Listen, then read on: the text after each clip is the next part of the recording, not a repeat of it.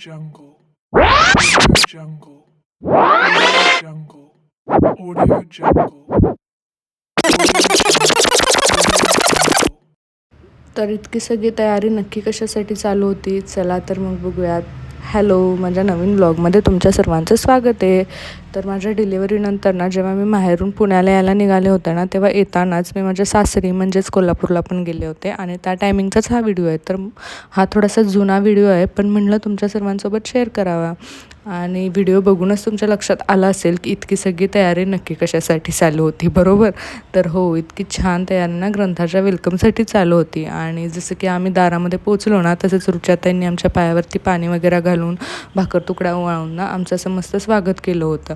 आणि जसं की तुम्ही ह्या छोट्याशा स्क्रीनवरती बघताय ना, तसं त्यांनी ह्या दोघींकडून सुस्वागतम म्हणायची प्रॅक्टिस करून घेतली होती आम्ही यायच्या आधीच. आणि त्यांना सांगितलं होतं जसं आम्ही घरामध्ये आता एंटर करू ना, तसं सुस्वागतम म्हणायला चालू करायचं. आणि तसं सेम या दोघींनी केलं होतं. आणि हे बघून तर आम्हाला खूपच भारी वाटलं होतं.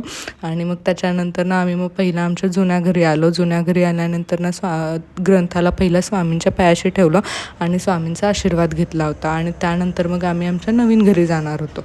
आणि मग इथलं सगळं झाल्यानंतर मग आम्ही आमच्या नवीन घरी पोचलो. तिथेसुद्धा रुचाताईंनी मस्त आमचं असं वेलकम केलं होतं. इथेसुद्धा सेम फुलांनी पूर्ण घर डेकोरेट केलं होतं, जसं की जुन्या घरी केलं होतं. आणि हे बघून आम्हाला खूपच भारी वाटलं होतं. आणि घरचे पण सगळे खूप एक्सायटेड होते ग्रंथाला भेटण्यासाठी. आणि ही लहान मुलं तर कधी एकदा ग्रंथाला बघेन असं झालं होतं, त्याच्यामुळे ते कंटिन्यू माझ्या मागेच होते. पण इथं आल्यानंतर पण ना मी पहिला ग्रंथाला देवासमोर ठेवलं, देवाचा आशीर्वाद घेतला आणि मग ग्रंथा सगळ्यांना भेटली. आणि सगळे खूप खुश होते आणि असं इतकं छान वेलकम केलं होतं हिचं. तर तुम्हाला कसं वाटलं नक्की सांगा.